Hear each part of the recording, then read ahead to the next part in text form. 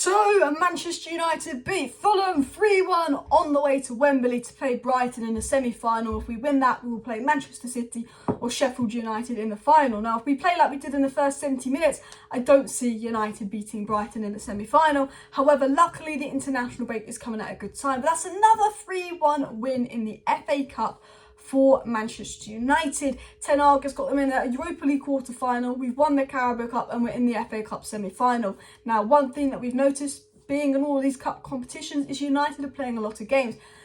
And my God, these United players were exhausted. Fulham for 70 minutes, played them off the park, had more energy, and these players are absolutely exhausted. They need a break. They need the international break to rest. And I think it's going to be a tougher end to the season. I think, we really were brilliant post-World Cup, and the last couple of weeks we've massively dropped off, and I think that is the fatigue catching up with us. We've got a thin squad with the injuries to Eriksen, Donny, Martial. Even Antony had injuries, Sancho had problems. Ten Hag's barely been able to rotate the attack and midfield all season. Bruno's played more minutes than anyone else in any of the top 5 leagues, despite being a midfielder. He's played more than the goalkeepers. Ten Hag hasn't been able to rotate the squad much because of the injuries that we've got, because of the lack of depth. So this team is notably tired, and I think that is a reason behind the drop-off, and I'm hoping the international break will be a chance for some of those players to get a rest. But I think other than the tiredness, the one thing I really noticed from this game is the absence in midfield. Just how poor we are in midfield, not only without Casemiro, because defensively, without Casemiro, we've got no one there to stop them playing through us on the defensive side. But we've noticed this even when Casemiro does play, that United's lack of quality on the ball, progressing the ball from midfield to attack. I've said this before, Lisandro Martinez is the only player in that back six that can actually pass the ball and break the lines. And we're so, every good attack almost came from Martinez getting it from defence to attack and bypassing the midfield. So my main talking point from this game is, although United still get the win, we keep winning, we're still getting these results, we're unstoppable at Old Trafford. I think the fun there was United is unstoppable at Old Trafford or something like that, because another game at Old Trafford won. We haven't lost at Old Trafford since Real Sociedad, and we only lost because of a dodgy VAR call. Now, you could argue we only won because of a dodgy VAR call. However, they were red cards. That was a penalty. That was we won because Fulham probably messed it up for themselves, and Fulham were great for 70 minutes.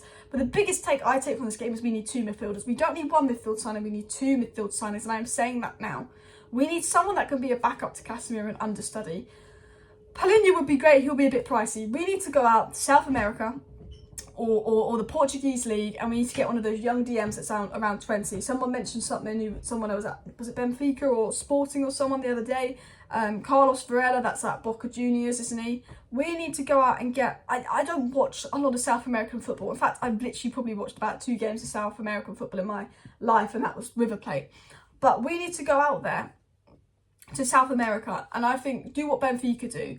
When they signed Enzo Fernandes, when they signed, this player and that player, and do what those smart teams do, and go, what, we've got Casemiro, he's going to be our DM for the next few seasons, but let's get an understudy, so if an injury happens to Casemiro, at least we've got another DM that's got experience in South America playing first team football, that will be learning from Casemiro and could be moulded into the team. We need to go out and see if we can find a £15 million gem in South America, because we do need backup for Casemiro. McTominay is shocking, and we need to sell McTominay. Boom, bish bash bosh gone.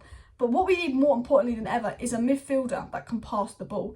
Martinez was the only player in that back six that can really pass the ball. Did you notice every time we had an attack, every time the attackers were receiving the ball, it was normally from Martinez, because McTominay and Sabitzer couldn't get on the ball and pass it and play through the midfield.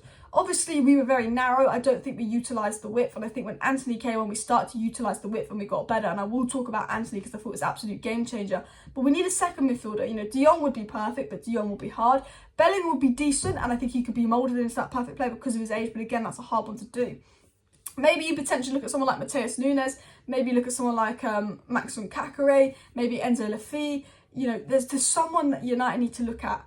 And I mean, De Jong is the perfect candidate, but again, I don't know if we're going to get De Jong to play next to Casemiro and be able to be a confident passer of the ball. You know how Martinez, when Martinez is on the ball, when Martinez's passing ability is unreal. Every time Martinez gets the ball, he can pass like pinpoint, boom, boom, boom. I think Martinez is the best ball playing centre back in the world. I've said that. The ability of Martinez's passing on the ball is world class. Martinez is world class on the ball. And he is a level above everyone else. He's the only player I feel like in that kind of back six with some technical quality. McTominay cannot pass, Sabitzer cannot pass. Casemiro's game isn't passing. Casemiro's game is the defensive side, and he can do a few okay passes. But you need someone, Casemiro does the defensive side of his job, and you need someone next to Casemiro to progress the ball from defence to attack. Because today, when we were playing against Fulham, because we couldn't pass through the midfield, because we don't have those passes in midfield, every kind of attack we had was very much Bruno or Martinez doing a long ball to Rashford, and we were bypassing the midfield to attack. It was Martinez bypassing the midfield, not passing to a midfielder and passing straight to Rashford, because we were practically playing with 9 men, and maybe Fulham going to 9 men actually just made the game more equal, because with our midfield it was like having 9 men. But we were bypassing the midfield in our play. I also think they kind of bypassed Wout because they know he's shit. His teammates as well. I don't think when we were in the box, they don't seem to play it to Wout, but we're bypassing the midfield because we don't have that quality. Even when Casemiro and Fred play, or Casemiro and Eriksen play, you know, Eriksen and Casemiro is our best midfield duo with Bruno ahead, because Eriksen's probably the best player we have to do that role next to Casemiro, and obviously Casemiro's the best player we have. But even Eriksen isn't that player perfectly. It's like you want a De Jong, so if something happens to a De Jong, you can rely on Eriksen or Fred to do that job. And also, if you have a De Jong, then Eriksen can potentially play in Bruno's role. We could actually allow Bruno to rest, because the amount of minutes he's played is unreal. We need a midfielder that can carry the ball, that can pass the ball, that can press the ball, that's good on the ball, that's good at picking up the ball, that's, you know, to play next to Casemiro. Because I generally believe that is just as important as a striker. You know, I think because we don't have a striker, basically, because Martial has breadstick legs, and Weghorst isn't that good. I think that United need to go all out for Victor Osimhen, or if not Kane or Vlahovic or Gonçalo Ramos, or sign a big striker. That midfield is so important. And the thumbnail or the title of this video, I'm going to title it Man United signed 2 midfielders. Man United signed 2 midfielders. Casemiro understudy, because we need to sell McTominay. We can get 25 million for McTominay. He's rubbish. He's not good enough. Bruno, when Bruno played DM, when Bruno played McTominay's position at DM, Bruno was better. Do you know what? This is why we need 2 midfielders, because we have to play a midfield 3 of Bruno at CDM, Weghorst, that's a striker at centre mid, and Sabitzer at centre mid. So Bruno and Weghorst are playing very much out of position, because McTominay was so crap, he had to take McTominay off to bring on Antony, and as soon as McTominay came off and Antony came on, we got so much better. But Bruno Fernandes had to play CDM, and he's a 10, and he has to play CDM a 6 role, and even though he's so out of position, I'm not saying that McTominay's a DM, but McTominay's a box-to-box, Bruno's an attacking midfielder. Even Bruno can play the 6 role better than McTominay. Wout Weghorst then has to play box-to-box midfield with Sabitzer alongside him. We had to play a midfield 3 of Bruno DM and Weghorst and Sabitzer ahead of him because of how poor McTominay is in midfield, because of the lack of midfield options that we have. And that clearly highlights the fact that United don't need 1 midfielder, they need 2 midfielders. And I know I've gone on about us needing 2 midfielders for a good 5 minutes, but we do. Now, on the flip side, United were poor for 70 minutes, but the last 20 minutes we were brilliant. I think people were going on at Sancho, saying Sancho was poor. I think Sancho's becoming a new scapegoat. Yes, Sancho is a little bit ineffective, and I thought when Antony came on the right, he was much more effective than Sancho. But I thought Sancho was tidy today. I don't think he was brilliant. I don't think he was poor. I thought Sancho was better than Rashford today. Tell me something Rashford did today. I thought Rashford was particularly poor. I think Sancho was better than Rashford. I think Sancho was better than Weghorst. But I think Bruno and Antony ended up having a better game than Sancho. I think Sancho is becoming a new scapegoat. I thought Sancho was okay. Look at where Rashford was a year ago. Rashford was awful because he had problems going on off the pitch. Look at Rashford now, been fantastic. I feel the same as Sancho. I'm not going to go on Sancho. I'm not going to criticise Sancho heavily. I think he's got problems going on off the pitch. I think it will be a slow season, but I see a player there in Sancho. But who I thought was fantastic today was Antony, and I think Antony's a confidence player. And I think Antony's a system player. I've noticed that Antony plays better with Wan-Bissaka. Maybe that's just a coincidence, but in my opinion, Antony is playing a lot better with Wan-Bissaka. But another thing I've massively noticed is Antony is playing with real confidence, and because Antony is playing with real confidence, you know, when he gets the ball, he's attacking, he's passing, he's moving the ball quicker. Antony, when he got the ball, was trying to make things happen. He almost scored a brilliant solo goal, really electric. I think had he dived there, he might have even won a penalty with that kind of solo goal, because the contact was made by the keeper.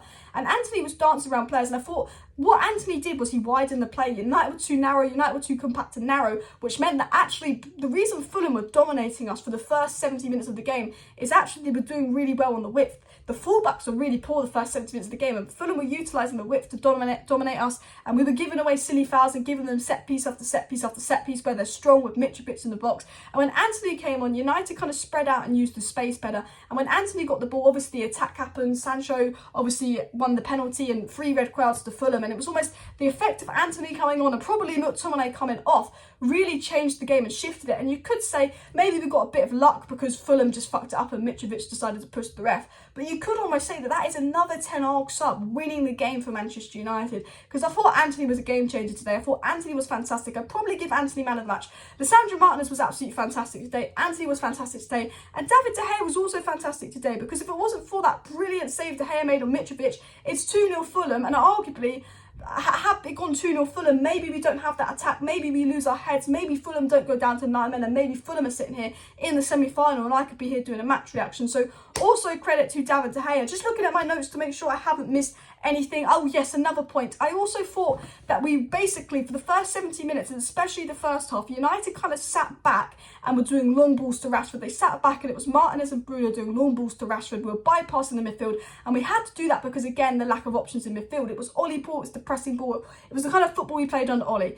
Very deep line, counter-attack, try and play over to Rashford. It wasn't working because Fulham were compact. Fulham knew how to deal with that. The reason I think we were playing such a low line is because Maguire's lack of pace, we couldn't play a high line. This is not just Maguire's fault. I think because he knew it was McTominay and Sabitzer and not Casemiro and Fred, he knew that Maguire and Martinez were going to get a lot less protection. So I also think it was Ten Hag being smart playing a lower line. But because we were playing our defensive line so low, it was so much harder for us to play out from the back and get up the pitch. And I think that, as soon as Maguire and McTominay come on, there's a massive drop-off because we have to play deeper with Maguire, and also we have to play the defence deeper with McTominay because he offers no protection to the defence. And I'm going to be honest with you, what does McTominay do? He's got a good personality, he's got a captain mentality, he works hard, but he can't defend, he can't do the basics of Casemiro's job that even Bruno can do better, and he can't pass. I don't know what he can do. Sometimes when you unlock him and he gets high up the pitch in the final third, he scores a few good goals.